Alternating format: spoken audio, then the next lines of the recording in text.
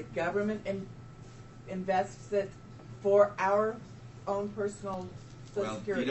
You're getting down into the weeds, all right, as to who's doing the investments. I mean, do you have an account at work like a 401k? I'm on Social Security. Okay. Well, for those who save through their employer, for instance, or have a 401k, they direct a trustee to invest in certain approved types of investments, groups of investments. They might invest in all of the S&P 500, for instance, or and those are. So the money doesn't come into people's pockets to go out and invest. Okay. It's done instead by a trustee, and no one I don't know has suggested to have that done for all of people's Social Security income, but instead for a slice of it, and for that portion particularly that's being taken out and being used today to finance government programs. And there are other ideas as well. One is to extend the retirement age. The other is to have a lower inflation rate on initial benefits for higher income individuals. That doesn't affect people already on Social Security, but it would for people who are younger. And these are all the ideas that are being spoken of. And the only one I've described as I think says this has some merit is the one with regards to private accounts, but the others have arithmetic merit. And certainly Republicans and Democrats are going to have to work on those together. Yes?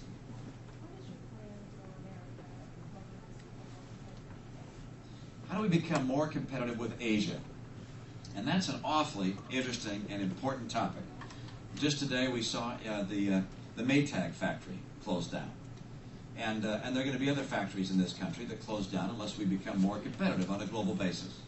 Now some people are going to say, let's put up barriers and not let foreign goods in.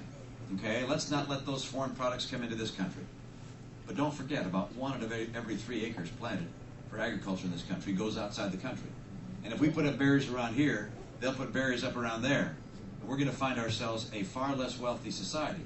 It's been calculated that the average American family makes about $9,000 a year more a year by virtue of there being trade with other nations, being able to sell our goods elsewhere. So it's important for us to continue to trade. But it's also important that the trade is done on a level playing field.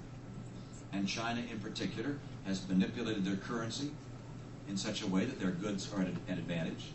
Their tax structure it puts us at a disadvantage because we have embedded taxes in our products, and they don't protect our intellectual property rights as they ought to. And what I mean, I'm talking about patents and designs. So we're going to have to be a little tougher to make sure that we're on a level playing field. We're going to have to give our workers new training and skills for the jobs of tomorrow. But we're going to open up more markets for America and raise the standards of fairness for the nations we trade with around the world. And ultimately, I believe that America can compete globally. I believe we will compete globally. I know there's some people who don't think we can compete. The only thing we can do is to hide. If we go that course, recognize, if we don't think we can compete in the marketplace, then we won't be able to compete for long as a military entity. Because if we're not strong enough to lead the world in technology and manufacturing and design, then how are we going to stay ahead militarily? And if this country is not the superpower militarily, who will be? And how would our world be for our kids and grandkids if this nation were not the strongest on earth? Thank you. Yes, sir. It was the Sierra Club that stopped the Army Corps of Engineers from making the dikes and the levees around New Orleans, on that, because they were worried about the lake. It's environmental groups that keep putting brush around the houses. Now they're complaining about ethanol production and the wind generated birds flying into the windmills. You make sure that we're not living in straw houses like how we Well, were. in every endeavor, there are people who go a little bit beyond, the mark, if you will, who go a little further than makes a lot of sense. So there are some wonderful environmentalists who are really thoughtful, that want to keep the planet from getting too hot, that want to keep our soil from becoming eroded, that want to keep pollution out of the air and the water. And I support those things. Right. And I fought as a governor to clamp down on something we called in our state the Filthy Five, the 5 dirtiest energy producers. And we got them to sign up for a program to improve and to abide by higher standards. So I consider myself an environmentalist. At the same time, there's some people who take things too far. I would drill at Anwar. I would not say, if the people in Alaska want us to drill there, we need the oil, I would drill there. We can do so in an environmentally friendly way. But sure, they're going to be from time to time. I mean, we're going to have windmills, and I guess there will be a bird now and then that flies into a windmill blade, but they fly into cars and into windows and everything else, and we're going to have windmills because we need the energy, and it's a good thing to have energy from the wind, because that means we don't have to use as much energy from coal or oil or other sources that are CO2 emitting, and overall that's better for the birds and for us and for the bees. And so we'll do a better job there. I'm told I got to stop here. I'll take one more question. Yes. What kind of improvements do you see as a future president in helping us have better religious freedom?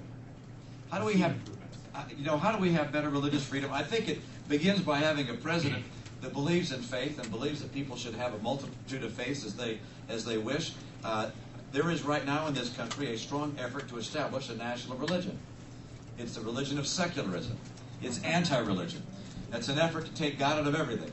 I even saw the new dollar coin. It's a nice coin. Have you seen it? It has the picture of the President of the United States on the outside. So the first four are with Washington, Jefferson, Adams, and so forth. And so I look at that coin, and I looked at it. There's no "In God We Trust."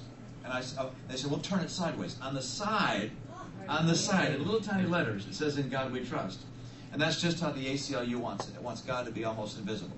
I don't believe in that. I believe that our religious heritage is an important part of our culture. We should keep "In God We Trust" on our coins, under God in our Pledge of Allegiance. We should acknowledge the hand of the Creator in our lives and in this nation. And so I will fight as a president to preserve a recognition of faith, recognizing other people can choose whatever the course they'd like.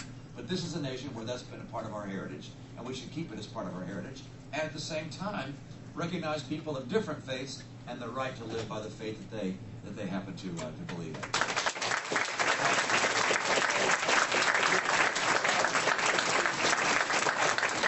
I'm told I've got to let you go. I want to tell you, and by the way, I'm going to Florida. I'm about to jump on a plane and go to Florida. But I want to say thanks to you. Thank you for your energy, your commitment to this process, for getting to know candidates, to take a good look at us and decide if you like us or you don't like us. I need that. We need that. It's a service people in Iowa provide for the whole nation. No one else does this like you do. Iowa and New Hampshire really get to know the candidates. And I appreciate the time that you spend at this, and I want to tell you I'm optimistic about our future as a country because of the heart of the American people I get to see. We just need to make sure we have leaders that are strong, that have a vision for the future of America, that will tell us the truth, and that will actually lead.